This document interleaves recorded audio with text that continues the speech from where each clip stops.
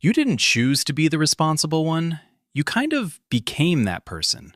Probably somewhere between 9 and 12 when you looked around and realized that if you didn't handle it, nobody was going to. You probably think of yourself as just organized or reliable or good at keeping track of things. And all of that is true.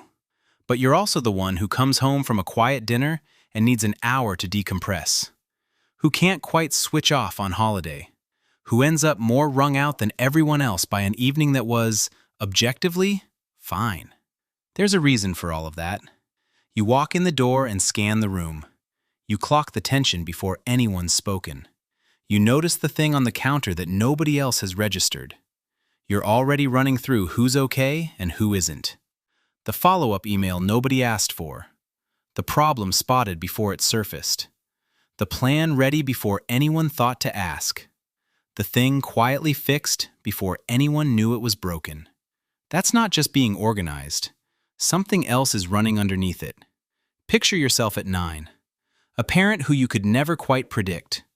Not always absent, sometimes warm, sometimes present, but often checked out or overwhelmed or just not managing the basics. Dinner hasn't happened. There's tension in the house. No adult seems to be on top of it. So you start filling in. Making dinner, smoothing things over, keeping track of what needs keeping track of. Nobody said this was your job. You just started doing it. And after a while, doing what needs doing stopped being something you chose. It became who you are. A kid who learns to read a room before they can name what they're reading ends up surprisingly capable. That competence is yours. It just came from somewhere. Psychology has a name for this. Parentification, which sounds clinical until you hear what it actually describes. A child who fills the adult role that the adult in the house couldn't or wouldn't fill. Sometimes that's practical, the cooking, the logistics, keeping track of everything. Sometimes it's emotional, being the person a parent leans on, confides in, turns to when they're not coping. Either way, you end up in the same place. What you end up with is hypervigilance. Not the obvious kind, not shaking hands or lying awake at night. The quiet, constant kind. A nervous system that never fully stops scanning, because back then, not watching was what let things go wrong. Think of a backup generator. Someone fitted it because the power kept going out, and it was needed. But the power's been steady for years. The generator doesn't know that. It's still running, still burning fuel, even on days when nothing is wrong. That's what's happening when you walk into a meeting and clock within 2 minutes who's distracted, who's in conflict, what's about to go sideways, and what you'll probably end up managing. The power's been fine for years.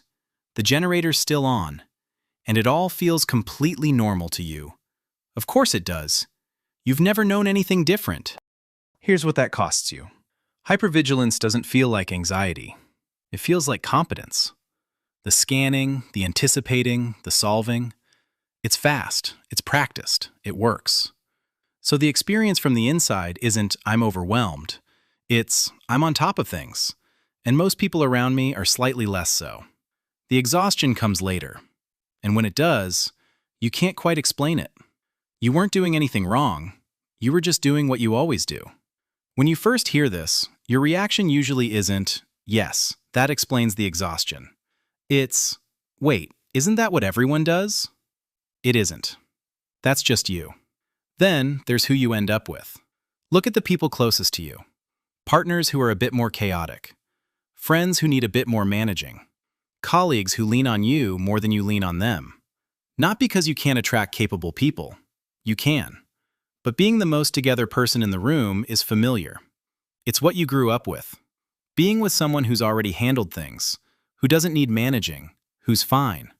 That can feel wrong. There's no gap to fill. And there's this. When someone actually tries to look after you, it feels uncomfortable. Not ungrateful, just wrong somehow. Like it won't be done right. Like you should have handled it yourself. You thank them and then quietly redo it when they're not looking. Not to be difficult. You just can't help it. You've never quite known what it's like to be the one who gets looked after. It shows up everywhere.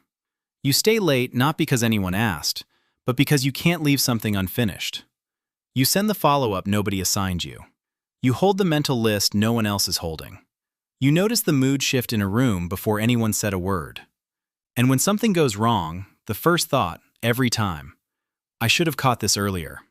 At home, you're tracking the finances, planning the trips, knowing whose prescription needs renewing. Your partner isn't careless.